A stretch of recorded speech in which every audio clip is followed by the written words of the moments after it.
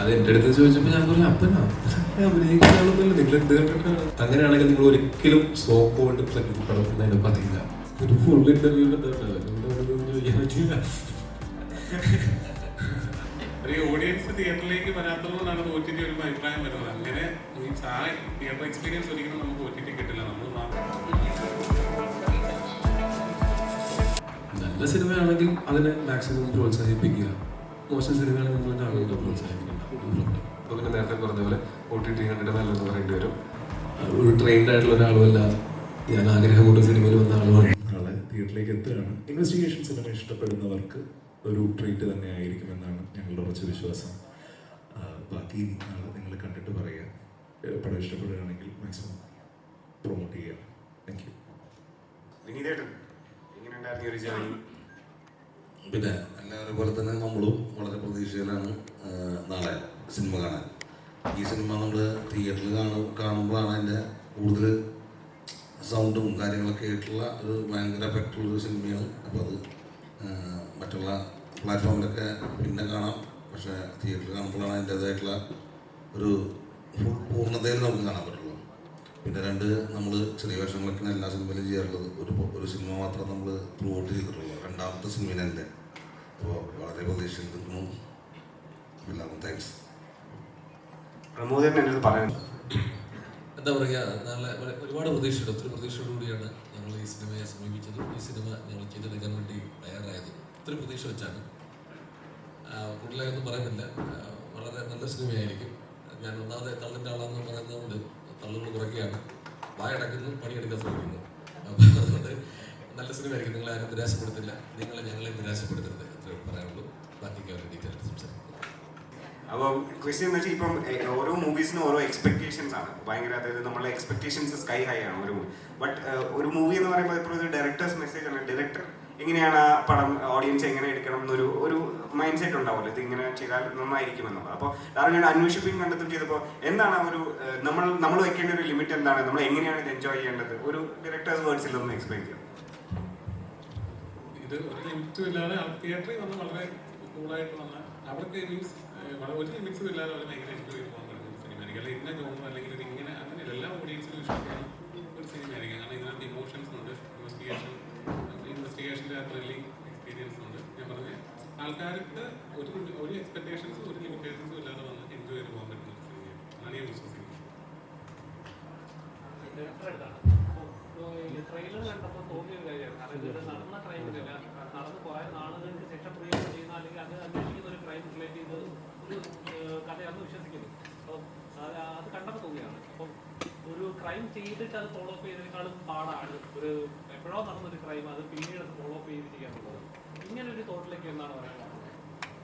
ഇത് ശരിക്കും എൻ്റെ തോട്ടല്ല, ജിൻസാറിൻ്റെ തോട്ടാണ്.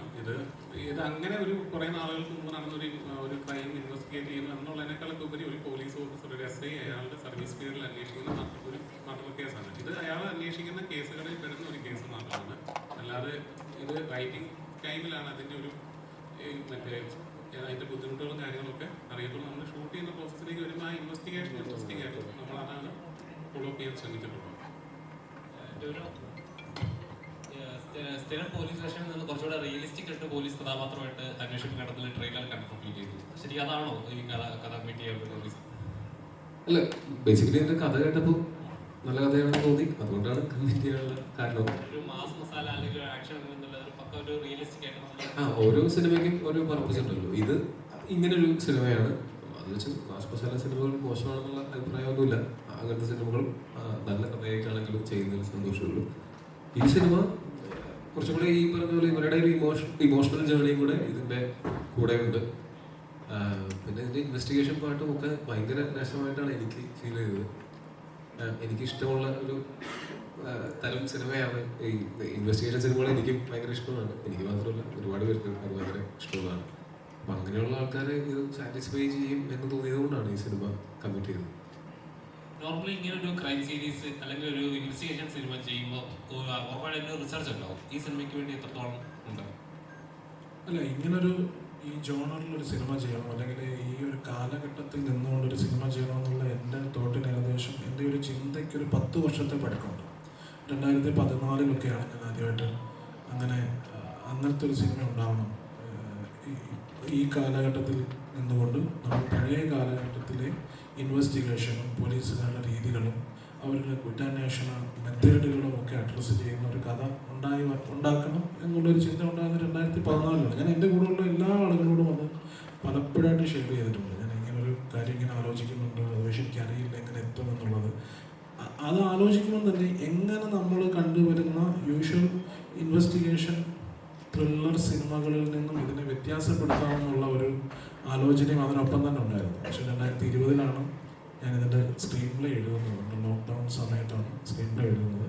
അപ്പോൾ ഈ ഒരു 6 വർഷത്തെ കാലം എനിക്ക് എൻ്റെ ഈ ചോദ്യങ്ങൾക്കെല്ലാം ഉത്തരം കിട്ടിയ ശേഷമാണ് ഞാൻ റൈറ്റിംഗ് ആരംഭിച്ചത്. അപ്പം അതിൻ്റെ ഒരു ന്യൂനസ് ഇതിനുണ്ട് എന്നാണ് ഞാൻ വിചാരിക്കുന്നത്.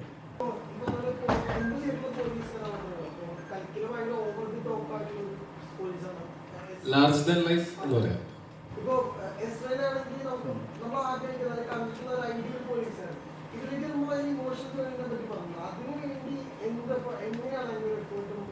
ഒരു ഫുൾ ഇന്റർവ്യൂ എടുത്തോട്ടാണ് അതിന്റെ അനുഭവം ചോദിക്കാൻ പറ്റില്ല. അത് ഇതിനു വേണ്ടിയിട്ട് നമ്മള് ഡിസ്കഷൻസ് കുറേ ഉണ്ടായിരുന്നു നമ്മൾ തമ്മിൽ. ഈ കഥാപാത്രത്തെ നമുക്ക് ഏറ്റവും കൂടുതൽ മനസ്സിലാക്കാൻ പറ്റുക ഈ കഥാപാത്രത്തിന്റെ സൃഷ്ടാക്കളോട് സംസാരിക്കുക എന്നുള്ളതാണ്. അപ്പോൾ ആദ്യം ജിനിച്ചേട്ടനായിട്ടും ഡാർവിംഗുമായിട്ടും ഞങ്ങൾ കുറേ ഡിസ്കഷനിൽ ഇരുന്നതാണ്. അങ്ങനെ ഇത് കമ്മിറ്റ് ചെയ്ത് കഴിഞ്ഞിട്ടാണെങ്കിലും വീണ്ടും ഞങ്ങൾ ഇടയ്ക്കിടയ്ക്ക് കാണുമായിരുന്നു. കമ്മിറ്റ് ചെയ്തിട്ട് ഷൂട്ട് തുടങ്ങുന്നതിന് മുമ്പ് വരെ നമുക്ക് കുറച്ച് സമയം ഉണ്ടായിരുന്നു. അപ്പോൾ ഈ ക്യാരക്ടർ എങ്ങനെയായിരിക്കണം എന്നുള്ളതിനെ പറ്റിയിട്ട് നല്ല വ്യക്തമായിട്ടുള്ള ധാരണ ഇവരിൽ നിന്ന് എനിക്ക് കിട്ടിയിരുന്നു. കാര്യം ഇത്രയും വർഷം എന്നേക്കാൾ കൂടുതൽ ഒരു പക്ഷേ ഷൂട്ടിങ്ങിന് മുമ്പ് ഇവരായിരുന്നിട്ടുണ്ടാവും ഈ ക്യാരക്ടറിനെ പറ്റി ചിന്തിച്ചിട്ടുണ്ടാവുക. ഷൂട്ടിംഗ് തുടങ്ങിയതിന് ശേഷം ഇവർ തന്ന ആ ഇൻഫർമേഷൻസിനെയൊക്കെ ബേസ് ചെയ്തിട്ട് ഞാനും കുറേ ചിന്തിച്ചിട്ടുണ്ട്. അതല്ലാതെ വേറെ ശാരീരികമായിട്ടോ അങ്ങനെയൊന്നും അതിൻ്റെ പ്രിപ്പറേഷൻസ് ഒന്നും ചെയ്യേണ്ട അങ്ങനെ ഒരു സിനിമയല്ല ഇത്. ഇത് മാനസികമായിട്ടാണ് നമ്മൾ ആ ക്യാരക്ടറായിട്ട് മാറാനായിട്ട്, ആ ക്യാരക്ടറിനെ കൂടുതൽ അണ്ടർസ്റ്റാൻഡ് ചെയ്യാനായിട്ട് ശ്രമിച്ചിട്ടുണ്ട്.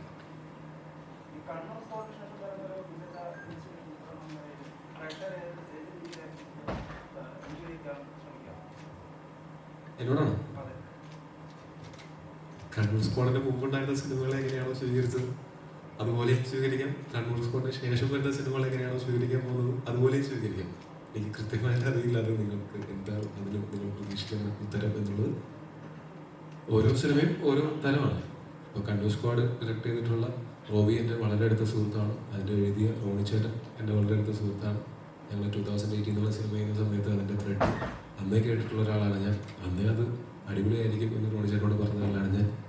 പക്ഷെ അതിൻ്റെ കഥയൊക്കെ എനിക്കറിയാമായിരുന്നു. ഇതിൻ്റെ കഥയും എനിക്കറിയാവുന്ന കാരണം കൊണ്ട് വളരെ വ്യത്യസ്തമായിട്ടുള്ള, അത് രണ്ടും തമ്മിൽ അങ്ങനെ പാരലൽസ് ഡ്രോ ചെയ്യാൻ പറ്റാത്ത സിനിമകളാണ്. തീർച്ചയായിട്ടും ഈ അന്വേഷണത്തിൻ്റെയും അന്വേഷകരുടെയും കഥ അതിലുമുണ്ട് ഇതിലുമുണ്ട്. പക്ഷെ ഇത് വേറൊരു സിനിമയാണ്. നിങ്ങൾ അതിൻ്റെ മറ്റ് സിനിമകളുടെ അടിസ്ഥാനപ്പെടുത്തി അങ്ങനെ ബെഞ്ച് മാർക്കുകളൊന്നും അടിസ്ഥാനപ്പെടുത്തി അല്ലാതെ ഇതിനെ ഈ സിനിമയായിട്ട് ഒന്ന് കണ്ടുപോകും. ചിലപ്പോൾ ഇഷ്ടപ്പെടുമായിരിക്കും.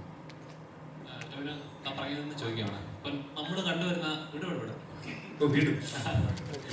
നമ്മൾ ഇപ്പൊ സ്ഥിരം കണ്ടുവരുന്ന പാറ്റേൺ, ഒരു സിനിമ ഇറങ്ങുവാണ്, അതിലൊരു എന്താ പറയുക, ഒരു ദിവസം 2 ദിവസം കഴിയുമ്പോഴേക്കും ഇത് ഏതെങ്കിലും ചിലപ്പോൾ ഒരു ഡയറക്ടർ റൈറ്ററുടെ ക്രിയേറ്റിവിറ്റി ആയിരിക്കും. അത് ചിലപ്പോൾ ഏതൊരു കാലത്ത് ഇറങ്ങിയ സിനിമയുടെ ചെറിയ സാമ്യം ഉണ്ടാവാം. ഉടനെ ഇത് ആ സിനിമയായിട്ട് സാമ്യമുണ്ട്, ഇത് അങ്ങനെ ഒരു സിനിമയാണ്, ഇന്ന സിനിമയുടെ അഡാപ്ഷനാണ് ഇത്, അങ്ങനെ പറഞ്ഞിട്ട് അത് എന്താ പറയുക, ഒരു സിനിമയുടെ അതേ കോപ്പി ആണെന്നുള്ള ലെവലിൽ പോലും സോഷ്യൽ മീഡിയയിൽ വരാറുണ്ട്. അന്വേഷിച്ച് കണ്ടെത്തുന്ന സിനിമ ഒന്നിൻ്റെയും കോപ്പിയല്ല ഇത്. ചിലപ്പോൾ റിയൽ ലൈഫിൽ കണ്ടിട്ടുള്ള കേസുകൾ കോപ്പി അടിച്ചു തോന്നുമായിരിക്കും. പക്ഷെ മറ്റൊരു സിനിമയെ കോപ്പി അടിച്ചതായിട്ട് തോന്നില്ല, ഉറപ്പായിട്ടും തോന്നില്ല.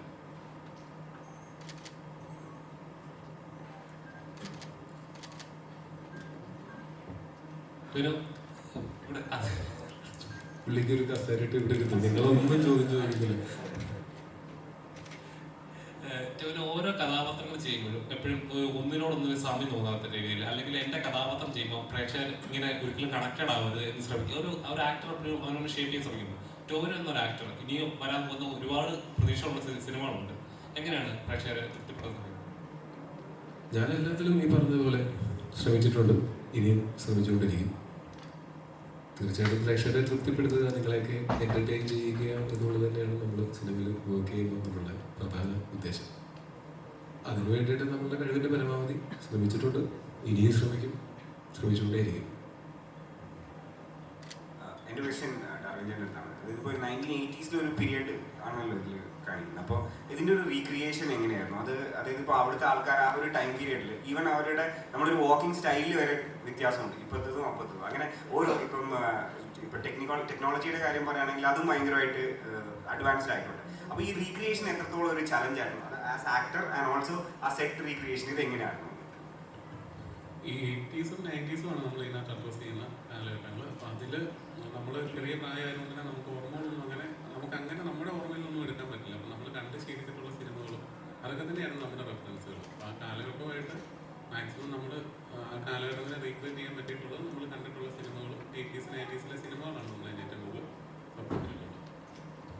ആസ് എൻ ആക്ടർ അതെങ്ങനെയായിരുന്നു ആ ഒരു ടൈം പീരീഡിൽ നമ്മളുടെ ഐ മീൻ ആക്ടിങ് അല്ല ഞാൻ ഉദ്ദേശിക്കുന്നത്, പക്ഷേ ഈവൻ മാനേഴ്സ് നമ്മൾ വർക്ക് ചെയ്യുന്നത്, നമ്മൾ സംസാരിക്കുന്നതൊക്കെ ഈ ലാംഗ്വേജിന് വരെ ഒരു ഫിൽറ്ററിങ് വന്നിട്ടുണ്ടല്ലോ ഇപ്പം ഇങ്ങോട്ട്. അപ്പോൾ അതെങ്ങനെയായിരുന്നു? അതും നമ്മൾ ഓരോ ഷോട്ടിന് മുമ്പ് ഓരോ സീനിന് മുമ്പ് നമുക്ക് എന്തൊക്കെ ചെയ്യാം എന്തൊക്കെ ചെയ്യേണ്ട എന്ന് തീരുമാനിക്കുന്നതിന് മുമ്പ് ഞങ്ങൾ ഡിസ്കഷൻസ് ഉണ്ടായിട്ടുണ്ട്. പ്രത്യേകിച്ച് വേറൊരു കാലഘട്ടത്തിൽ ചെയ്യുന്ന സമയത്ത് നമുക്ക് കാണിക്കാൻ പറ്റാത്ത ചില മാനേഴ്സുകളുണ്ട്, പുതിയ ഇപ്പോഴത്തെ കാലഘട്ടത്തിൻ്റെതായിട്ടുള്ള മാനേഴ്സുകൾ.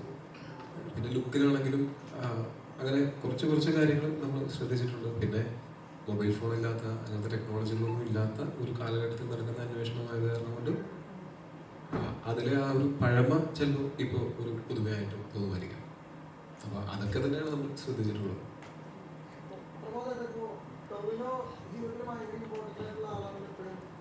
ഉറപ്പല്ലേ? 100%.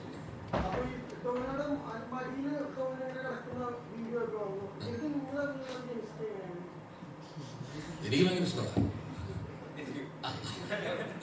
അത് വേറൊന്നുമില്ല, അതൊരു ഞങ്ങളങ്ങനെ ഷൂട്ട് കഴിഞ്ഞിങ്ങനെ എനിക്ക് നൈറ്റപ്പൊക്കെ ചെയ്ത സമയത്ത് ഞാനിങ്ങനെ പാത്രം വന്ന് മടിയിട്ട് കിടന്നു. ഞാൻ ആദ്യമൊന്നും ഞെട്ടിയിരുന്നു, ആരും എൻ്റെ മടി കിടക്കുന്നു. സന്തോഷമായി. അത് ആരും എടുത്ത ഫോട്ടോ ഞാനെടുത്ത ആരും എടുത്തല്ല. അത് ഉള്ള സന്തോഷം. അത് ഞാൻ പിന്നെ എന്തെങ്കിലും കിട്ടി ഞാൻ സൂക്ഷിച്ച് വെച്ചിട്ടുണ്ട്. ആ ബന്ധം മുന്നോട്ട് പോട്ടെ എന്ന് ആഗ്രഹിക്കുന്നു. ഇഷ്ടമാണ് എന്തോ. ഞങ്ങളെല്ലാവരും ഒരു കുടുംബം പോലെ ക്രിക്കറ്റ് കളിച്ചു, ഒരുമിച്ച് എല്ലാവരും കൂടെ ഭക്ഷണം ഉണ്ടാക്കി കഴിച്ചു, ഒരുമിച്ച് ഹാപ്പി ആയിട്ട് ഷൂട്ട് ചെയ്തു. ഈ സിനിമയുടെ ഔട്ട്പുട്ട് അല്ലെങ്കിൽ സിനിമയുടെ നാളത്തെ വെർഡിക്ട് എന്തോ ആയിക്കോട്ടെ, ഈ സിനിമ ചെയ്തത് ഒരിക്കലും റിഗ്രറ്റ് ചെയ്യേണ്ട കാര്യമില്ലാത്ത രീതിയിൽ ഞങ്ങൾ ഷൂട്ടിങ്ങിൻ്റെ സമയത്ത് പുതിയ നല്ല സുഹൃത്തുക്കളെ കിട്ടുകയും ഒരുപാട് നല്ല സമയങ്ങൾ ഞങ്ങൾക്ക് ഉണ്ടാവുകയും ചെയ്തിട്ടുണ്ട്. അത് തന്നെയാണ് നമ്മൾ ട്രഷർ ചെയ്യുന്നത്. നമ്മൾ ഇതിൻ്റെ വെർഡിക്റ്റിൽ മാത്രം അടിസ്ഥാനപ്പെടുത്തിയല്ല ഞങ്ങളുടെയൊക്കെ സൗഹൃദങ്ങൾ ഉണ്ടായിരിക്കുന്നത്. അത് ഒരിക്കലും ഇനി മുന്നോട്ടുള്ള സൗഹൃദങ്ങളിലേക്ക് പോകും. ഈ സിനിമയുടെ നല്ല ഒരു സിനിമയുടെ വെർഡിക്റ്റ് അനുസരിച്ചിട്ടല്ല സൗഹൃദങ്ങൾ ഉണ്ടായിട്ടുള്ളത് മുന്നോട്ട് പോയിക്കൊണ്ടിരിക്കുന്നത്.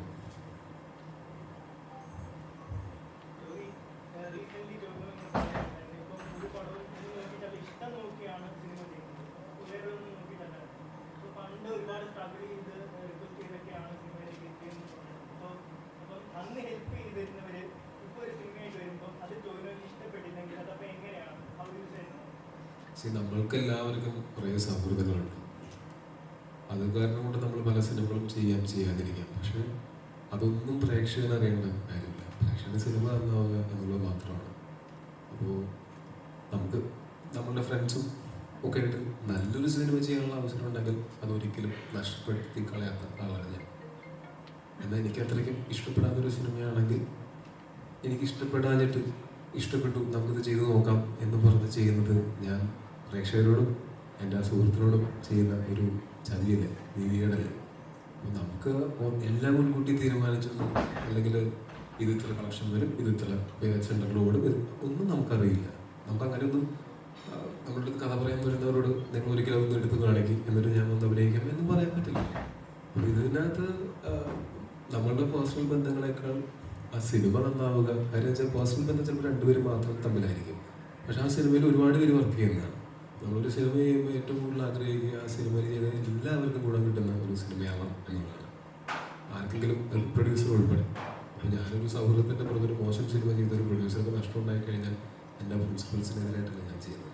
അതുകൊണ്ട് വളരെ ബുദ്ധിമുട്ടിയിട്ടാണെങ്കിലും കുറേയൊക്കെ ഷുഗർ കോട്ടിങ് പോളിഷ് ചെയ്തു സത്യസന്ധമായിട്ട് അവരെ പറഞ്ഞ് മനസ്സിലാക്കുക എന്നുള്ളതാണ് ഞാൻ ചെയ്യാറുള്ളത്.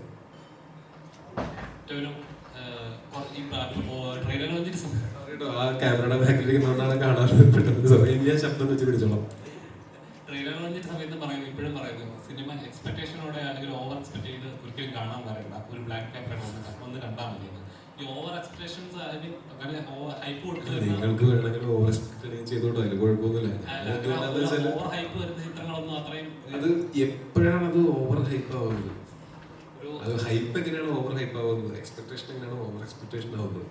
നമ്മള് മുന്നോട്ട് നിങ്ങൾക്ക് ഇതിന്റെ കണ്ടന്റുകൾ തന്നിട്ടുണ്ടല്ലോ, അത് വെച്ച് നിങ്ങൾ നിങ്ങളുടെ മനസ്സിലൊരു സിനിമ ഉണ്ടാക്കിയിട്ട് അതേ സിനിമ കാണാൻ വേണ്ടി വരുമ്പോഴാണ് അത് ഓവർ ഹൈപ്പ് ഓവർ എക്സ്പെക്ടേഷൻ ആവുന്നത്.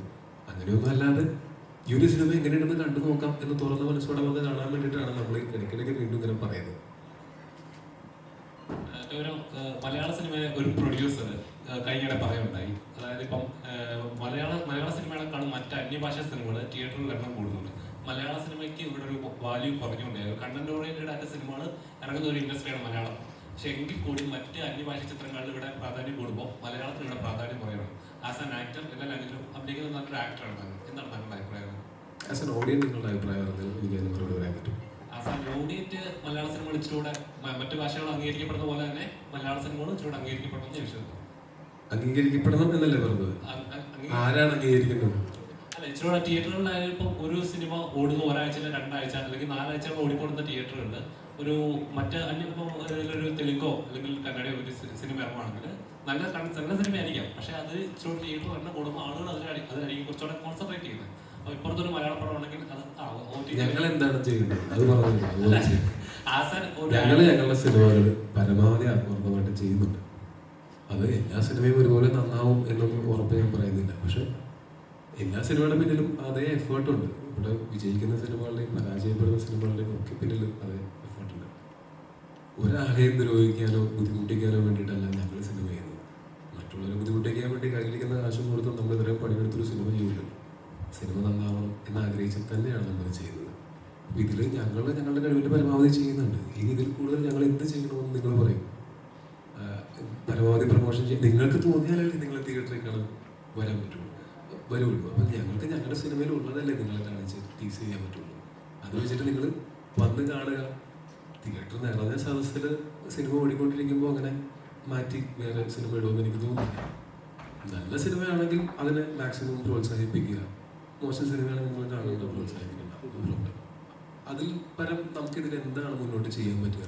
മറ്റ് ഇൻഡസ്ട്രികളൊക്കെ ചിലപ്പോൾ ഒരുപാട് പണം മുടക്കി നമ്മളുടെയൊക്കെ എത്രയോ അധികം ബഡ്ജറ്റുള്ള സിനിമകളായിരിക്കാം, അല്ലെങ്കിൽ നമ്മളെക്കാളും കൂടുതൽ പ്രൊമോഷന് ചെലവിടാൻ പറ്റുന്ന പ്രൊഡക്ഷൻ കമ്പനീസ് ആയിരിക്കാം അതിൻ്റെ പിറകിൽ. അല്ലെങ്കിൽ തന്നെ ഒന്ന് ആലോചിച്ചു, കേരളത്തിൽ നമ്മളുടെ ഒരു സിനിമാ കൾച്ചർ ഭയങ്കര അടിപൊളിയാണ്. നമ്മൾ മലയാളം, തമിഴ്, തെലുങ്ക്, കന്നഡ, ഹിന്ദി, ഇംഗ്ലീഷ്, അതുപോലെ ഏത് ഭാഷയിലെ സിനിമകൾ ഇറങ്ങിക്കഴിഞ്ഞാലും നല്ല സിനിമയാണെങ്കിൽ നമ്മൾ തിയേറ്ററിൽ പോയി തന്നെ കാണുന്നതാണ്. അപ്പോൾ ഞങ്ങളുടെ കോമ്പറ്റീഷൻ അതനുസരിച്ച് ഭയങ്കര കൂടുതലാണ്. മറ്റു പല നാടുകളിലും അവരുടെ റീജിയണൽ ലാംഗ്വേജ് സിനിമയ്ക്ക് ഇത്ര കോമ്പറ്റീഷൻ ഇല്ല. അപ്പോൾ നമുക്കൊരിക്കലും 1000 കോടിയുടെ പടമായിട്ടോ 500 കോടിയുടെ പടമായിട്ടോ അതിനുള്ള ബഡ്ജറ്റൊന്നും നമ്മുടെ ഇല്ല. നമ്മുടെ അതിനുള്ള ഭാഗമുള്ളതല്ല. നമുക്ക് നമ്മുടെ കഴിവിൻ്റെ പരമാവധി വെച്ചിട്ടല്ലേ ചെയ്യാൻ പറ്റുള്ളൂ. ശ്രമിക്കുന്നുണ്ട്. ഇതിനേക്കാൾ മെച്ചപ്പെട്ട അവസ്ഥയിലേക്ക് മലയാള സിനിമ വരിക തന്നെ ചെയ്യും. ഇപ്പോഴും മലയാള സിനിമയുടെ അങ്ങനെ കണ്ടന്റ് ബേസ്ഡ് സിനിമകൾ കുറവാണെന്നോ മലയാള സിനിമയ്ക്കും എല്ലാത്തിനും ക്വാളിറ്റി ഇല്ല എന്നൊന്നും ഞാൻ പറയില്ല. മലയാള സിനിമകളെല്ലാം നല്ല എഫേർട്ട് എടുത്ത് തന്നെയാണ് ചെയ്യുന്നത്. ബാക്കിയുള്ളവർ ഒരു ദിവസം 10 മണിക്കൂർ വർക്ക് ചെയ്യുന്നുണ്ടെങ്കിൽ നമ്മൾ ചിലപ്പോൾ 15-20 മണിക്കൂർ വർക്ക് ചെയ്യുന്നുണ്ട്. പക്ഷേ അത്രയും എഫേർട്ട് എടുത്താലേ നമുക്ക് ഇവരൊക്കെ ആയിട്ട് കോമ്പീറ്റ് ചെയ്യാൻ പറ്റുള്ളൂ. അപ്പോൾ ഞങ്ങളുടെ ഭാഗത്ത് ഞങ്ങൾ പരമാവധി ശ്രമിക്കുന്നുണ്ട്.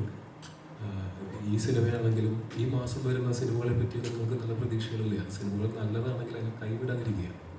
നല്ല കണ്ടന്റുള്ള നല്ല സിനിമകൾ അത് വലുതാണോ ചെറുതാണോ എന്നുള്ളത് ചിന്തിക്കാതെ അതിനെ എന്താ പറയുക ചേർത്ത് പിടിക്കാൻ ശ്രമിക്കുക.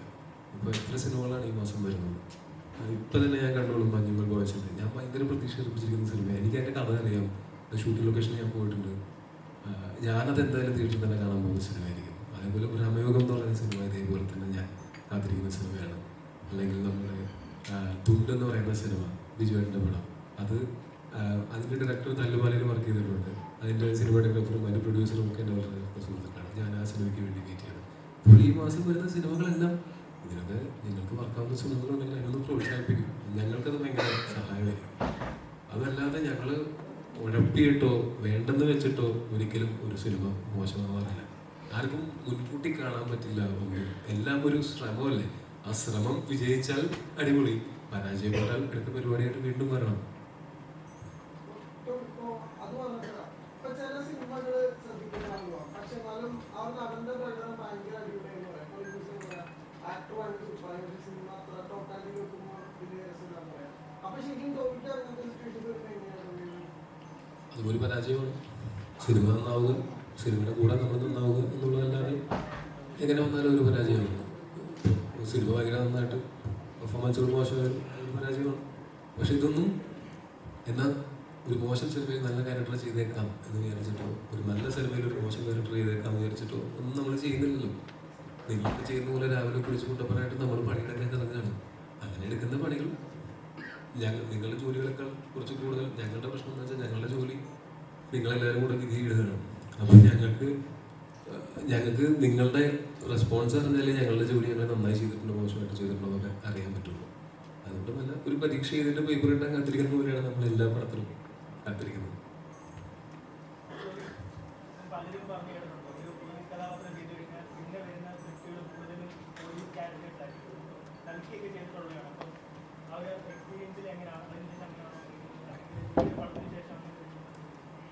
അങ്ങനെയൊന്നും എനിക്ക് തോന്നുന്നില്ല. ഞാൻ ഈ ഒരു പടത്തിന് ശേഷം കഥ കേൾക്കുന്ന സിനിമകളെല്ലാം ഞാൻ ഇമ്മീഡിയറ്റ്ലി നെക്സ്റ്റ് ചെയ്യാനിരിക്കുന്നത്.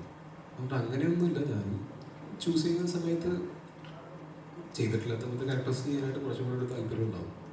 ചെയ്തിട്ടുള്ള പോലത്തെ ക്യാരക്ടേഴ്സ് ആണെങ്കിലും ഞാൻ ആ ചെയ്തിട്ടുള്ള ക്യാരക്ടറിൽ നിന്ന് എന്ത് ഡിഫറെൻ്റ് ആയിട്ട് പുതിയ സിനിമയിൽ ചെയ്യാം എന്നുള്ളതാണ് നമ്മൾ ആലോചിക്കുക. ഒരേപോലത്തെ ക്യാരക്ടേഴ്സ് സിനിമയായിട്ട് ചെയ്താൽ എനിക്കും ബോറടിക്കും, നിങ്ങൾക്കും ബോറടിക്കും. ഏതൊരു കഥാപാത്രം ചെയ്യുമ്പോൾ ശബ്ദം വെച്ച് പിടിച്ചു ഒരു ആക്ടറുടെ ഡ്രീം ആയിരിക്കും അവനവനെ തന്നെ ചലഞ്ച് ചെയ്യുന്ന അല്ലെങ്കിൽ എന്നെ തന്നെ മാർക്ക് ചെയ്യുന്ന ഒരു കഥാപാത്രം കിട്ടുക എന്നുള്ളത്. ഇപ്പം ആടുജീവിതത്തിന് പൃഥ്വിരാജ് പറഞ്ഞു ഇനി ഇതേപോലത്തെ ഒരു കഥ വന്നാൽ ഞാൻ ചെയ്യില്ല, അത്രയും എഫേർട്ട് ഇട്ട്.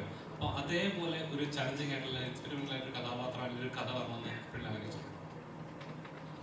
എല്ലാത്തിലും ഇതുപോലെ നല്ല എഫേർട്ട് ഇട്ടിട്ട് തന്നെയാണ് ചെയ്യുന്നത്. ഞാൻ അങ്ങനെ ഒരു പെർട്ടിക്കുലർ ഇങ്ങനൊരു പടം എന്ന് പറഞ്ഞിട്ട് ഞാൻ അതിനൊരു ടെംപ്ലേറ്റ് എൻ്റെ മനസ്സിലില്ല. ഒരു കഥ കേൾക്കുമ്പോഴായിരിക്കും ഇത് നല്ലതായിരിക്കും എന്ന് നമുക്ക് തോന്നിയിട്ട് നമ്മൾ ചെയ്യുന്നത്.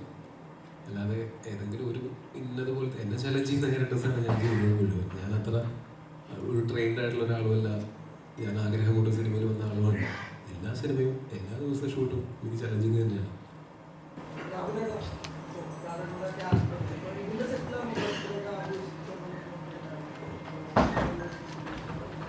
ബർത്ത്ഡേ സർപ്രൈസ് ആയിരുന്നു. ഒരു 150 പേരുള്ളൊരു സെറ്റിൽ എല്ലാ ദിവസവും ആരുടെയെങ്കിലേക്ക് ബർത്ത്ഡേ ഉണ്ടാവും. അപ്പം ഞാനിങ്ങനെ രാവിലെ ചെന്നു, ഞാൻ ഒന്നും പറഞ്ഞില്ല, ഞാൻ കണ്ടില്ല. വൈകുന്നേരം ഷൂട്ട് കഴിഞ്ഞു, ഞാൻ റൂമിലെത്തി. താഴെ നിൽക്കുമ്പോഴാണ് പെട്ടെന്ന് എല്ലാവരും കൂടെ ഞങ്ങൾ താമസിക്കുന്നിടത്തേക്ക് വന്നത്. കേക്കൊക്കെ ആയിട്ട് വന്നു. പിന്നെ കുറച്ച് നേരം അവിടെ കേക്കൊക്കെ കട്ട് ചെയ്തു. എനിക്ക് ഒരിക്കലും ഞാൻ മറക്കില്ല എന്നെനിക്ക് ഉറപ്പുള്ളൊരു ബർത്ത്ഡേ ആയിരുന്നു. Thank you. ഇപ്പം ഞാൻ ഒന്നുകൂടെ പറയുകയാണ്, thank you for all those memories. എനിക്ക് അതുകൊണ്ട് തന്നെ ഞാൻ ഒരു ഫുൾ ലെങ്ത് ക്യാരക്ടർ ചെയ്യുന്ന ആദ്യത്തെ കൊമേഴ്ഷ്യൽ സിനിമയാണ്. അപ്പോൾ എനിക്ക് വളരെ പ്രധാനപ്പെട്ടൊരു സിനിമയാണിത്. അപ്പോൾ ഇതിപ്പോൾ നാളെ ഇറങ്ങാൻ പോവുകയാണ്. നിങ്ങളത് നേരത്തെ പറഞ്ഞ ഹൈപ്പ്, ഓവർ ഹൈപ്പ് എനിക്കിത് മനസ്സിലാവുന്നില്ല. ഇപ്പം പേഴ്സണലി ഇതിൻ്റെ ഒരു പ്രൊമോഷൻ ട്രെയിലർ ടീസർ കണ്ടു കഴിഞ്ഞാൽ ഞാൻ എന്ന പ്രേക്ഷകൻ തിയേറ്ററിൽ പോയി കാണാൻ ആഗ്രഹിക്കുന്ന പോലത്തെ ഒരു സിനിമയാണിത്. ഇതുപോലെ ഒരുപാട് പേരുണ്ട്. അപ്പോൾ അവർ തിയേറ്ററിൽ എത്തിക്കഴിഞ്ഞാൽ തന്നെ നമുക്ക് വിജയമാണ്. അല്ല, ഞാൻ ആ ബർത്ത്ഡേ പറഞ്ഞു. എൻ്റെ കൂട്ടത്തിൽ കുറച്ചും കൂടി പടത്തിൻ്റെ കാര്യം കൂടെ പറയണമല്ലോ. Thank you. അവസരം കിട്ടിയപ്പോൾ ഈ ചിത്രത്തിലെ ഫാദർ അഭിനയിച്ചിട്ടുണ്ടല്ലോ. അപ്പൊ ഫാദറിനെ കാസ്റ്റ് ചെയ്തു എന്ന് അറിഞ്ഞപ്പോഴേക്കും വീട്ടുകാരുടെ പ്രതികരണം എങ്ങനെയായിരുന്നു? ആർക്കും അങ്ങനെ വലിയ പ്രശ്നമൊന്നുമില്ല. പക്ഷെ ഞങ്ങൾക്കൊരു പുതിയ കാര്യമായിരുന്നു. അത് എൻ്റെ അടുത്ത് ചോദിച്ചപ്പോൾ ഞാൻ പറഞ്ഞു, അപ്പനാ അഭിനയിക്കാനൊന്നുമില്ല, നിങ്ങൾ എന്ത് കണ്ടിട്ടാണ് അതൊരു ഫോട്ടോ ഇട്ട് വെച്ചിട്ട് നിങ്ങൾ കരുതും. പക്ഷെ പിന്നീടാണ് അതങ്ങനെ ഭയങ്കര ഒരു അങ്ങനെ കുറേ പെർഫോമൻസ് മുഹൂർത്തങ്ങളുള്ള അങ്ങനത്തെ ആയിട്ടൊന്നുമല്ല. അത് എൻ്റെ അപ്പനായിട്ട് തന്നെയാണ്. ഒരു 3-4 ഷോട്ടിൽ ആണ് ഉള്ളത്. അത് അത്യാവശ്യം ഡീസൻ്റ് ആയിട്ട് പുള്ളി ചെയ്തിട്ടുണ്ടെന്നാണ് ഞാൻ വിശ്വസിക്കുന്നത്. അപ്പോൾ ഇതിൻ്റെ ഷൂട്ടിന് വരുന്ന സമയത്ത് LKG-ലൊക്കെ പിള്ളേരെ കൊണ്ടാക്കാൻ പോകുന്നത് അമ്മയൊക്കെ കൂടെ വന്നിട്ടുണ്ടായിരുന്നു. അമ്മയ്ക്കാണ് ഏറ്റവും കൗതുകം. അതായത് ഇത്രകാലം മോനാണ് സിനിമയിൽ അഭിനയിച്ചത്. 10 സിനിമയിൽ അഭിനയിക്കുമ്പോൾ എനിക്കും അങ്ങനെ ഒരു കൗതുകം ഉണ്ടായിരുന്നു. അത് എല്ലാ കാര്യങ്ങളിലും ജീവിതത്തിൽ ഞാൻ എൻ്റെ അപ്പൻ്റെ അടുത്താണ് എന്തെങ്കിലും ഉപദേശങ്ങളുടെ അവസാനത്തെ തീരുമാനം എടുക്കുന്നതിന് മുമ്പ് അപ്പൻ്റെ അടുത്ത് ചോദിച്ചിട്ടാണ് ഞാൻ എല്ലാ കാര്യങ്ങളും ഇപ്പോഴും ചെയ്തത്. അത് സിനിമയുടെ കാര്യത്തിൽ മാത്രമേ ഉള്ളൂ എനിക്ക് അങ്ങനെ ചോദിച്ച് ഒരു തീരുമാനം എടുക്കാൻ പറ്റാത്തത്. ബാക്കി എന്ന് ജീവിതത്തിൻ്റെതായിട്ടുള്ള ഫാമിലിയുടെ കാര്യങ്ങളാണെങ്കിലും ബാക്കി എന്തെങ്കിലും ഇൻവെസ്റ്റ്മെൻറ്റിൻ്റെ കാര്യങ്ങളൊക്കെ ആണെങ്കിലും അപ്പൻ്റെ അടുത്താണ് ഞാൻ ഉപദേശത്തിന് വേണ്ടി ചെല്ലാറുള്ളത്. ഇതിൽ മാത്രമാണ് എനിക്ക് അപ്പന് കുഴപ്പമില്ല പറഞ്ഞുതരാൻ പറഞ്ഞിട്ട് കുറച്ച് അതെന്ന് വെച്ചാൽ സിനിമയിലല്ലെങ്കിൽ അപ്പനങ്ങനെ സിനിമയെ പറ്റി ഭയങ്കരമായിട്ട് നോളജുള്ള ആളല്ല. സിനിമ കാണുന്ന ആളാണ് നന്നായിട്ട്. അങ്ങനെ ഒരു കൾച്ചർ ഞങ്ങളുടെ വീട്ടിലുണ്ട്. കുറേ സിനിമകൾ കാണുന്ന ആൾക്കാരാണ് ഞാൻ. അതിനപ്പുറത്തേക്ക് ഇന്നത് പരിചയമില്ലാത്ത അപ്പനെ ഒരു പുതുമുഖത്തിനെ കൊണ്ടുവന്നപ്പോൾ ഞാൻ കുറച്ച് നാളായി 10-12 കൊല്ലമായല്ലോ. ഈ ഒരു ഒറ്റ ഏരിയയിലാണ് എനിക്ക് അപ്പനേക്കാൾ എക്സ്പീരിയൻസ് ഉള്ളത്. അപ്പോൾ അത് എനിക്ക് ഭയങ്കര കൗതുകമുള്ള കാര്യമാണ്.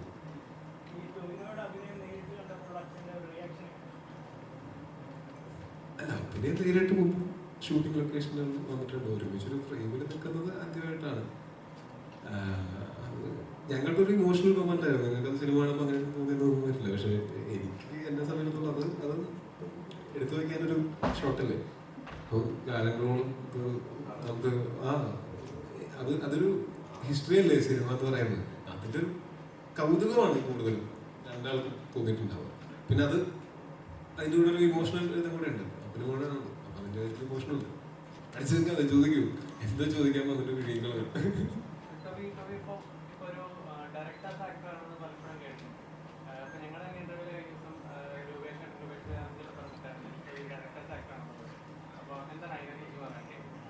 ഡയറക്ടറോട് ചോദിക്കണോ?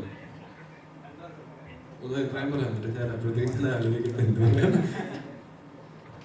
ഡയറക്ടേഴ്സ് ആക്ടറാണ് ടോബി. നമുക്ക് കമ്മ്യൂണിക്കേഷൻ കുറച്ചുകൂടി ഈസിയാണ്. നമ്മൾ പറയുന്നത് പെട്ടെന്ന് ടോബിക്ക് മനസ്സിലാവും. പിന്നെ ക്യാരക്ടറിന് വേണ്ടി എന്തെങ്കിലും എഫേർട്ട് ഇടാനും പുള്ളിക്കൊരു മടിയില്ല. നമ്മളൊരു സ്റ്റാർ ലൊക്കേഷനിൽ നിൽക്കുമ്പോൾ നമ്മൾ ആ ഒരു കോൺഷ്യസ് നമ്മൾ ആകുന്ന സമയത്താണ് നമ്മൾ ഡയറക്ടർ എന്നുള്ള രീതിയിലായിട്ട് നമ്മൾ ഞാൻ പറയുന്നത് പുതിയ ഡയറക്ടർ എന്നുള്ള എന്നെ സംബന്ധിച്ചിട്ട് ഒരു സ്റ്റാർ ലൊക്കേഷനിൽ നിൽക്കുന്നു എന്നുള്ളൊരു ഫീൽ വരുമ്പോഴാണ് നമുക്ക് അറ്റൻഷൻസ് കൊടുക്കുന്നത്. പക്ഷേ ഒരിക്കലും ഒരു ടോബിയോ നമ്മൾ എത്ര സമയം വേണമെങ്കിലും വെയിറ്റ് ചെയ്യാനോ അല്ലെങ്കിൽ ആ ക്യാരക്ടറിന് വേണ്ടി എത്ര എഫേർട്ട് ഇടാനും ഒരു മടിയില്ലാത്ത ആളാണ്. അപ്പം നമുക്കും അത് കുറച്ചുകൂടെ കമ്മ്യൂണിക്കേഷൻസ് ഈസി ആവും. കാരണം നമ്മൾ കെയർ ചെയ്യണം, നമുക്കൊരു കോൺഷ്യസ് ആകണ്ട ഒന്നുമില്ല. നമ്മൾ വളരെ അടുപ്പമുള്ള ഒരാളിനെ കൊണ്ട് നമുക്ക് ആ ഒരു കമ്മ്യൂണിക്കേഷനാണ് ഏറ്റവും നന്നായിട്ടുള്ളതാണ് വിശ്വസിക്കുന്നത്. എനിക്ക് ഡയറക്ടേഴ്സ് ആക്ടറാണെന്ന് അറിയില്ല. ഡെഫിനറ്റ്ലി ഞാനൊരു ടീം പ്ലെയറാണ്. അപ്പോൾ ചുറ്റുമുള്ള ക്രൂവിൻ്റെയും ഡയറക്ടറുടെയും റൈറ്ററിൻ്റെയും സിനിമ ഡെവലപ്പറിൻ്റെയും കൂടെ നിൽക്കുന്ന ആർട്ടിസ്റ്റുകളുടെയും ഒക്കെ സപ്പോർട്ട് കിട്ടുമ്പോഴാണ് എൻ്റെ പെർഫോമൻസ് നന്നാവുന്നത് എന്നാണ് ഞാൻ വിശ്വസിക്കുന്നത്. അപ്പോൾ ഞാനൊരു ടീം പ്ലെയറാണെന്ന് പറയാം ഉറപ്പായിട്ടും. ഞാൻ ഭയങ്കരമായിട്ട് ഇവരൊക്കെ ഡിപ്പെൻഡ് ചെയ്യുന്നുണ്ട്. എന്തെങ്കിലും കാര്യങ്ങൾക്കാണെങ്കിലും എനിക്ക് സംശയങ്ങളൊക്കെ വന്നു കഴിഞ്ഞാലും ഈഗോ കാര്യങ്ങളോട് ഞാൻ ഒരിക്കലും ചോദിക്കാതിരിക്കില്ല. ഞാൻ ചോദിക്കും. എനിക്കത് അൾട്ടിമേറ്റ്ലി പടം നന്നാവണം, പെർഫോമൻസ് നന്നാവണം, അത്രയ്ക്ക് ഉള്ളൂ.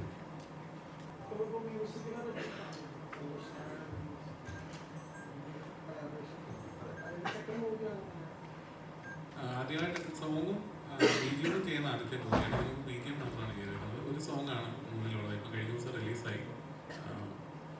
ഇപ്പം അതായത് പുള്ളി ചെന്നൈയിലായിരുന്നു. നമ്മൾ പടത്തിൽ സന്തോഷ് നാരായണൻ ചെയ്താൽ നന്നാവും എന്നുള്ള ജിൻസാറിൻ്റെ ഒരു ഓപ്ഷനായിരുന്നു. അവിടെ നിന്ന് നമ്മൾ ആ ഒരു ട്രൈ ചെയ്ത് നോക്കി.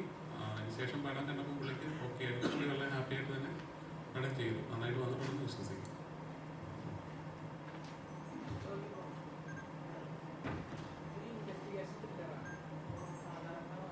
എന്നോട്ടോ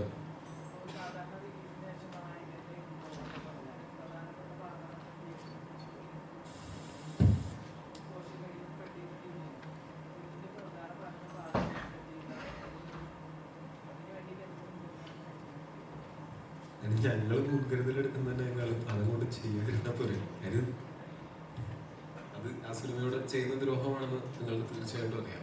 അത് ഇൻട്രൊഡക്ഷനൊന്നുമല്ല. ഇൻട്രൊഡക്ഷനൊക്കെ എനിക്കറിയില്ല. അത് പക്ഷെ ഇതിൽ പ്രധാനപ്പെട്ട ഇതിനകത്ത് മർമ്മപ്രധാനമായിട്ടുള്ള സീനുകളൊക്കെ അങ്ങനെ ഷൂട്ട് ചെയ്തിരുന്നത് ചിലപ്പോൾ സിനിമയുടെ ആസ്വാദനത്തിന്, അതായത് അത് ഞങ്ങളോട് ചെയ്യുന്ന ഒരു ദ്രോഹം എന്നുള്ളത് പോലെ തന്നെ ആ സിനിമ കാണാത്ത ബാക്കിയുള്ള പ്രേക്ഷകരോടും ചെയ്യുന്ന ഒരു ദ്രോഹമാണ്.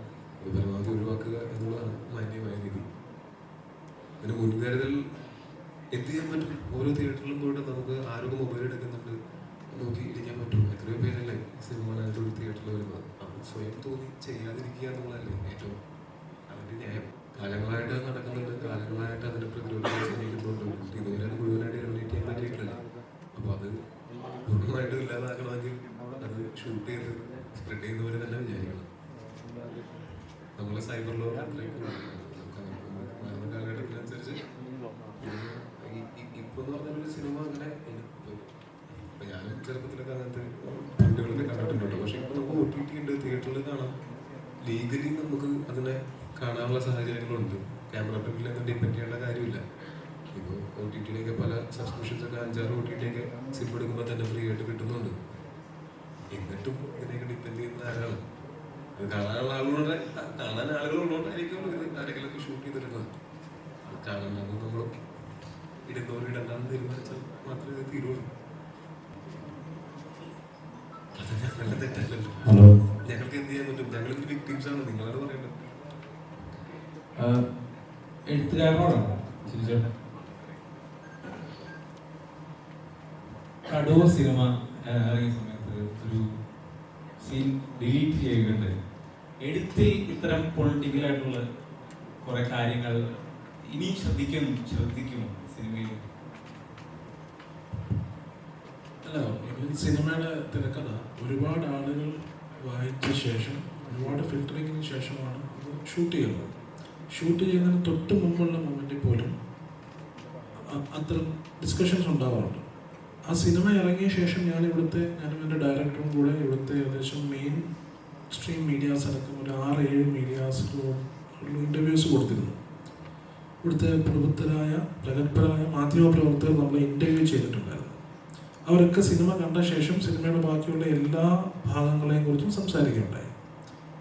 ആർക്കും അങ്ങനെ ഒരു കാര്യത്തെക്കുറിച്ച് യാതൊരു വിധത്തിലുള്ള ഒരു തോന്നലോ അത്തരം ഒരു ആംഗിളിൽ ആ ഡയലോഗിനെയോ സീനിനെയോ കണ്ടിട്ടോ ഇല്ലായിരുന്നു. പെട്ടെന്നാണ് ഇത് കുറച്ച് ആളുകൾക്ക് അത് അഫക്റ്റ് ചെയ്യുന്ന അത്തരം ഒരു സാഹചര്യത്തിൽപ്പെട്ടിട്ടുള്ള ആളുകൾക്കല്ല അത് മനസ്സിലാവുള്ളൂ. അവർക്ക് അത് അവരുദ്ദേശിക്കുന്ന രീതിയിലാണ് ആ ഡയലോഗിൻ്റെ മീനിങ് അവരത് വ്യാഖ്യാനിച്ചത്. നമ്മൾ ആരും അങ്ങനെ ഉദ്ദേശിച്ചിട്ടില്ല, അങ്ങനെ ആരും ഉദ്ദേശിക്കേണ്ട ആവശ്യവുമില്ല. ഞാൻ പ്രത്യേകിച്ച് അങ്ങനത്തെ ഒരു സാഡിസ്റ്റായിട്ടുള്ള ഒരാളുമല്ല. ഈ സിനിമയുടെ സംവിധായകൻ ഷാജി കൈലാസോ സിനിമയിലെ നായകൻ പൃഥ്വിരാജോ ഒട്ടുമല്ല. അപ്പോൾ പക്ഷേ നമുക്കതിനെക്കുറിച്ച് നമ്മൾ അതല്ല ഉദ്ദേശിച്ചതെന്ന് നമുക്ക് പറയാൻ പറ്റില്ല. ഒരു വിഭാഗത്തിന് അത്തരം ഒരു ചിന്ത, അത്തരം ഒരു തോന്നൽ ഉണ്ടായിട്ടുണ്ടെങ്കിൽ അത് അവരെ മുറിവേൽപ്പിക്കാതെ 1 മിനിറ്റ് മുമ്പ് 1 മിനിറ്റ് കട്ട് ചെയ്ത് മാറ്റുക എന്നുള്ളതാണ് അതിനകത്ത് മാന്യവും യുക്തവുമായ നടപടി. അത് നമ്മൾ കൃത്യമായിട്ട് ചെയ്യുകയും ചെയ്തു. പിന്നെ ഞാൻ അങ്ങനത്തെ യാതൊരു ഡയലോഗുകളും സെൻസർ ചെയ്ത് എഴുതുന്ന ഒരാളല്ല. ഈ ഇരിക്കുന്ന ഡാർവിനോ എൻ്റെ അപ്പുറത്തിരിക്കുന്ന ടോബി പ്രോയോ ഒക്കെ 7-8 തവണ ഈ സ്ക്രിപ്റ്റ് വായിച്ചിട്ടുണ്ടാവും. നാളെ ഞാൻ അടുത്തായിട്ട് ചെയ്യാൻ പോകുന്ന സിനിമയിൽ നായകൻ പൃഥ്വിരാജാണ്. അടുത്ത ആ സ്ക്രിപ്റ്റ് വായിക്കുമ്പോൾ അവർക്ക് എന്നെ ഓർമ്മിപ്പിക്കുകയും എന്നോട് പറയുകയും ഇത് ഇങ്ങനൊരു പ്രശ്നമുണ്ടല്ലോ എന്ന് പറഞ്ഞ് എനിക്കത് ജെനുവിനാണെന്ന് തോന്നിയാൽ ഞാൻ തീർച്ചയായിട്ടും ആ സമയത്ത് തന്നെ മാറ്റും.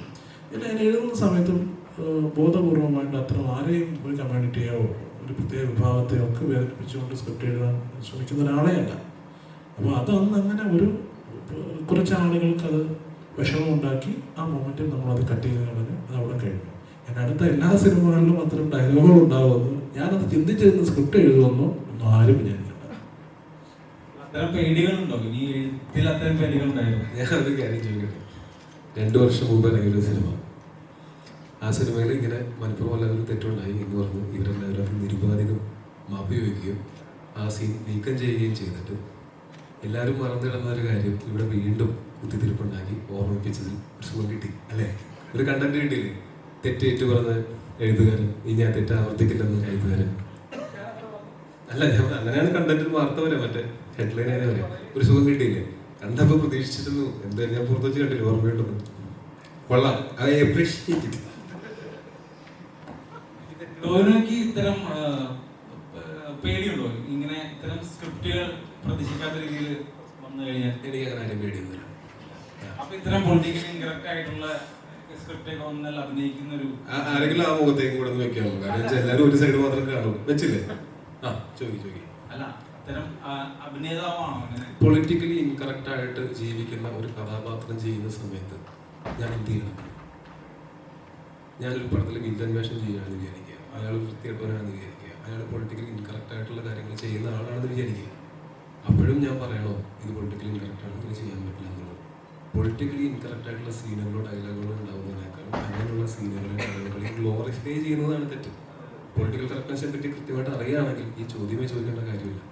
കുഴപ്പമില്ല. അല്ല, നിങ്ങൾക്ക് കണ്ടന്റ് കിട്ടിയോ, എക്സ്ക്ലൂസീവായോ, നെക്സ്റ്റ് ക്വസ്റ്റ്യൻ. പുള്ളി ഒന്ന് ട്രാക്ക് മാറ്റാൻ നോക്കിയിട്ട് തിരിച്ചു വന്നോണ്ടിരിക്കുകയാണ്. ഓക്കെ, അല്ല ട്രാക്ക് മാറ്റം എന്ന് പറഞ്ഞാൽ ഇടയ്ക്കിടയ്ക്ക് മദ്യമാരെ പോയിക്കൊണ്ടിരിക്കുകയാണല്ലോ.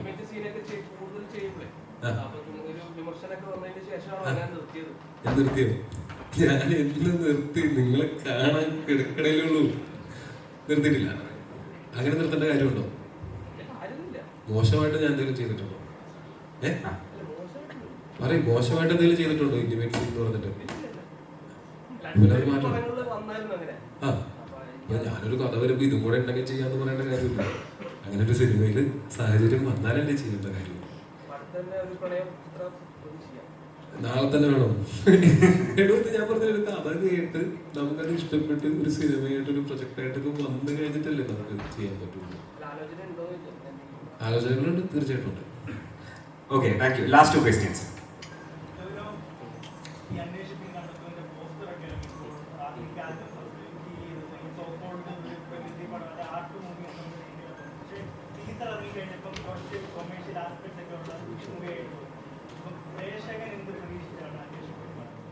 ആ ടേം ശ്രദ്ധിച്ചോ, സോ കോൾഡ് പ്രകൃതിപ്പടം. ഈ സോ കോൾഡ് പ്രകൃതിപ്പടം എന്ന് പറയുന്ന ടേം നിങ്ങളൊക്കെ കൂടെ ഉണ്ടാക്കിയിട്ട് എത്ര കാലമായി? അതിനു മുമ്പ് ഇന്ത്യയിൽ, ഓൾ ഇന്ത്യയിൽ, OTTയിൽ നിങ്ങൾ ഈ പറയുന്ന പ്രകൃതിപ്പടങ്ങൾ വഴി തന്നെയല്ലേ മലയാള സിനിമ സംസാരിക്കപ്പെട്ടിട്ടുള്ളത്? മോശമല്ലേ? അത് ഓരോ സമയത്തും സിനിമയുടെ സ്വഭാവങ്ങൾ മാറിക്കൊണ്ടിരിക്കും. അതിന് പ്രകൃതിപ്പടവും വികൃതിപ്പടവും അങ്ങനെയൊന്നും പറയേണ്ട കാര്യമില്ല. ഒരേപോലത്തെ അല്ലെങ്കിൽ സിമിലർ പാറ്റേണുള്ള കുറേ സിനിമകൾ കണ്ടു കഴിയുമ്പോൾ നമുക്കൊക്കെ ബോറടിക്കും. ഇനി കുറച്ച് കാലം വേറെ തരം സിനിമ കാണാൻ നമുക്ക് തോന്നും. ഇതും ബോറടിക്കും. എഴുതി വെച്ചോ, പ്രകൃതിപ്പടങ്ങളിലേക്ക് നമ്മളെ തിരിച്ചു വരികയും ചെയ്യും, അന്ന് നിങ്ങൾ ഓർക്കുകയും ചെയ്യും. Thank you. നിങ്ങൾ ഈ പറഞ്ഞ റിയലിസ്റ്റിക് സിനിമകളില്ലേ പ്രകൃതിപ്പടങ്ങൾ എന്ന് പറഞ്ഞത്? റിയലിസ്റ്റിക് സിനിമകളിലും നല്ലതും മോശമുണ്ട്, അല്ലെങ്കിൽ മാസ് മസാല സിനിമകളിലും നല്ലതും മോശമുണ്ട്.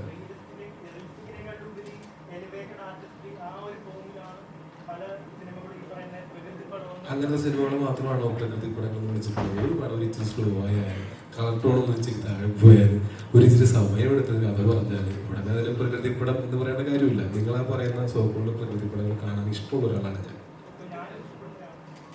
അങ്ങനെയാണെങ്കിൽ നിങ്ങൾ ഒരിക്കലും സോ കോൾഡ് പ്രകൃതിപ്പടം എന്നതിന് പറയില്ല. നിങ്ങൾ അങ്ങനത്തെ സിനിമകൾ ഇഷ്ടപ്പെടുന്ന ആളാണെങ്കിൽ. മോശമല്ലേ? ഒരിക്കലും അതൊക്കെ കണ്ട് ആസ്വദിച്ചിട്ട് പിന്നീട് അതിനെ തള്ളി പറയുന്നത് മോശമല്ലേ? ശരിയാണ്, അങ്ങനെയുള്ള സിനിമകൾക്ക് ഇപ്പോൾ ഡിമാൻഡില്ല. ഡിമാൻഡുള്ളൊരു സമയം ഉണ്ടായിരുന്നല്ലോ, ഇനിയും വരും.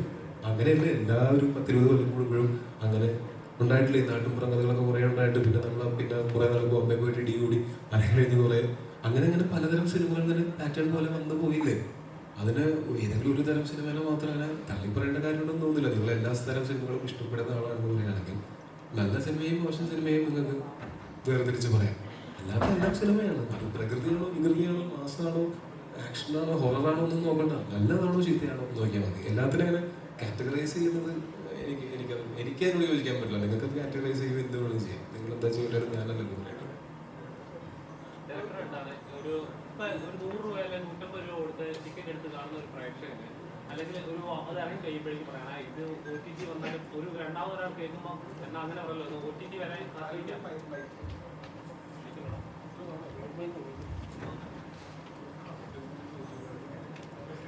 അതായത് ഒരു പ്രേക്ഷകരുടെ 100 രൂപ അല്ലെങ്കിൽ 150 രൂപ കൊടുത്ത് ടിക്കറ്റ് എടുത്ത സിനിമ കാണുമ്പോൾ 2 മണിക്കൂർ 2.5 മണിക്കൂർ സിനിമ കണ്ടിട്ട് ഒരാളോട് പറയുവാണ് കുഴപ്പമില്ല കണ്ടിരിക്കാം എന്ന് പറയുമ്പോൾ കേൾക്കുന്ന ആൾക്ക് തോന്നുന്നു ഇതൊരു കണ്ടിരിക്കാന്നാണ് പറയുക. ഒരു OTT വരുമ്പോൾ നോക്കാം എന്നായിരിക്കും കേൾക്കുന്ന ഒരു നോർമൽ ഒരു അല്ലെങ്കിൽ ഒരു ഡെയിലി വർക്ക് ചെയ്യുന്ന ഒരാൾ ചിന്തിക്കുന്നത്. അപ്പം ശരിക്കും അതൊരു സിനിമ അഫക്ട് ചെയ്യുന്നവരായിട്ട് തോന്നുന്നു. ഒരു ആസ് എ ഡയറക്ടർ എന്ന് പറയുമ്പോൾ ഒരു നമ്മുടെ വർക്ക് ഒരു വലിയ സ്ക്രീനിൽ ഒരു 100,000 പേര് ഒരു സ്ക്രീനിൽ അത് കാണുമ്പോൾ ഉണ്ടെന്നൊരു ഫീൽ ഉണ്ടല്ലോ. ഒരു ഡയറക്ടർ എന്ന് നോക്കുമ്പോൾ അത് എന്താ പറയുക, അത് OTTs വരുമ്പോൾ അത് നശിക്കപ്പെടുന്ന ബിസിനസ് നടക്കുന്നുണ്ടാവും. ബട്ട് ഒരു ആർട്ട് എന്ന ലെവലിൽ അത് നശിക്കപ്പെടുന്നത് വിശ്വസിക്കുന്നുണ്ടോ? അങ്ങനെ കാറ്റഗറൈസ് ചെയ്യപ്പെടുന്നതിനോട് എനിക്ക് താല്പര്യമില്ല. ഞാൻ എല്ലാ സിനിമകളും തിയേറ്ററിൽ കാണാൻ ശ്രമിക്കുന്ന ആളാണ്. തിയേറ്ററിൽ മിസ്സായി പോകുന്ന സിനിമകൾ മാത്രമാണ് പണ്ട് നമ്മൾ TV-യിൽ വരുമ്പോൾ കാണും, സാറ്റലൈറ്റ് അന്നത്തെ കാലത്ത് കാണുമായിരുന്നു. ഇപ്പോൾ അത് OTT വരുമ്പോൾ കാണുന്നില്ല. അത് OTT സിനിമകൾ തിയേറ്റർ സിനിമ എന്ന് പറഞ്ഞാൽ അങ്ങനെ കാറ്റഗറൈസ് ചെയ്ത് കാണാറില്ല. ഇപ്പം എനിക്ക് KGF മിസ്സായി പോയാലും ഞാൻ OTT-യിലായിരിക്കും കാണുന്നത്. അല്ലാതെ വലിപ്പം നോക്കിയിട്ടല്ല, കണ്ടിട്ട് നോക്കിയിട്ടാണ് നമ്മളിപ്പോൾ സിനിമകൾ പ്രിഫർ ചെയ്യുന്നത്. മാക്സിമം തിയേറ്ററിൽ കാണാൻ തന്നെയാണ് ട്രൈ ചെയ്ത് നോക്കാറ്. പിന്നെ അങ്ങനെ ഈ പടം OTT-ക്ക് വേണ്ടി അങ്ങനെ ഒരിക്കലും നമുക്ക് ക്രിയേറ്റ് ചെയ്യാൻ പറ്റുമെന്ന് ഞാൻ വിശ്വസിക്കുന്നില്ല. നല്ല സിനിമകളാണെങ്കിലും അത് തിയേറ്ററിലാണെങ്കിലും ഒറ്റിക്കലാണെങ്കിലും അങ്ങനെ തരംതിരിക്കേണ്ട ആവശ്യമുണ്ടെന്ന് ഞാൻ വിശ്വസിക്കുന്നില്ല. പലപ്പോഴും ഇങ്ങനെ തിയേറ്ററിൽ വിജയിക്കാതെ OTT-ൽ ഇറങ്ങുമ്പോൾ അയ്യോ ഇത് തിയേറ്ററിൽ എക്സ്പീരിയൻസ് ചെയ്യുന്ന ഒരു സിനിമയായിരുന്നു. അങ്ങനെ പലപ്പോഴും പല സിനിമകൾ അങ്ങനെ വന്ന് വിജയിച്ച് അതിനെ പോയിട്ടുണ്ട്. ഒരു ഓഡിയൻസ് തിയേറ്ററിലേക്ക് വരാത്തതുകൊണ്ടാണ് OTT ഒരു അഭിപ്രായം വരുന്നത്. അങ്ങനെ മീൻസ് ആ തിയേറ്റർ എക്സ്പീരിയൻസ് ഒരിക്കലും നമുക്ക് OTT കിട്ടില്ല. നമ്മൾ മാത്രം ഇരുന്ന് കാണുന്ന, അല്ലെങ്കിൽ നമ്മളൊരു വീട്ടിലിരുന്ന് കാണുമ്പോൾ എക്സ്പീരിയൻസ് നമ്മൾ തിയേറ്ററിൽ കാണുന്ന ഇപ്പോൾ സൗണ്ട് ആണെങ്കിലും വിഷ്വൽ ആണെങ്കിലും ഒക്കെ ആ എക്സ്പീരിയൻസ് ഒരിക്കലും നമുക്ക് OTT കിട്ടില്ല. അപ്പം അത് മിസ് ചെയ്യുന്നത് എപ്പോഴും ഓഡിയൻസ് തന്നെയാണ്. അത് OTT വരുമ്പോഴാണ് അവർ കാണുമ്പോൾ അതിൻ്റെ അഭിപ്രായം വരുന്നത് മാത്രമേ ഉള്ളൂ. അതിൽ നല്ല എക്സ്പീരിയൻസ് ആയിരിക്കും അത് തിയേറ്ററിൽ കാണും.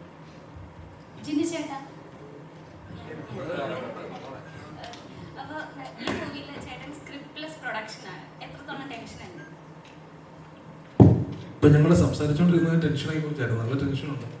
പ്രൊഡക്ഷൻ്റെ ഭാഗത്ത് നിന്നുള്ള ടെൻഷനല്ല, അത് ഓക്കെ പറഞ്ഞ പോലെ നമ്മൾ എനിക്കത് വലിയ ടെൻഷനുള്ള കാര്യമേ അല്ല. പക്ഷേ നമ്മുടെ ഒരു ക്രിയേറ്റീവ് ഇൻവെസ്റ്റ്മെൻ്റാണ് എൻ്റെ ടെൻഷൻ. അതെങ്ങനെ ആളുകൾ എടുക്കുന്നു എന്നുള്ളത് വലിയ ടെൻഷനാണ്. അത് മാത്രമേ ഉള്ളൂ.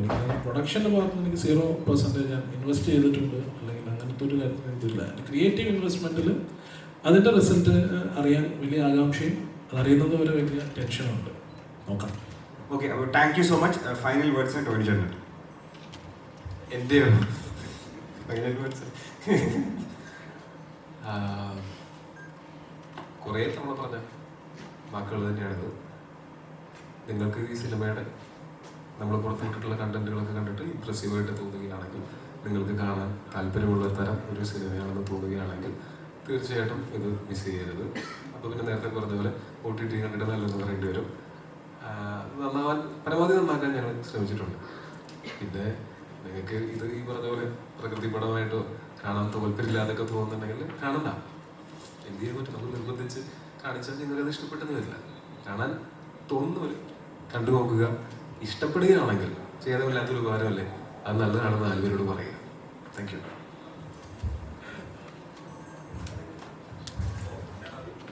Thank you so much. അപ്പം അനിഷ്മെന്റ് കണ്ടതും is coming to theaters on Feb 9. ഒരു ഗ്രൂപ്പ് ഫോട്ടോ.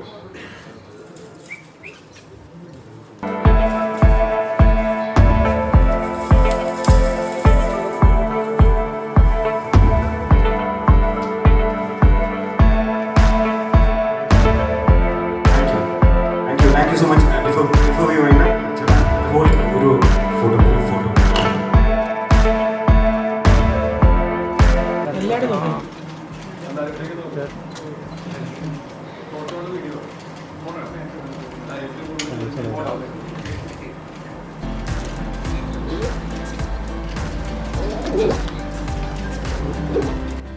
ഞാൻ പറഞ്ഞ മറുപടികൾ ആരെങ്കിലൊക്കെ നേരിട്ടിട്ടുണ്ടെങ്കിൽ ക്ഷമിക്കണം. വളരെ ആത്മാർത്ഥമായിട്ടും ഒരു നിങ്ങളങ്ങനെ ചോദിച്ചു അതിന് എൻ്റെ മറുപടി എന്താണെന്ന് നിങ്ങൾ ആഗ്രഹിച്ചിട്ടായിരിക്കും ചോദിക്കുന്നത്. അതുകൊണ്ട് മാത്രം പറഞ്ഞാൽ നത്തിങ് പേഴ്സണൽ.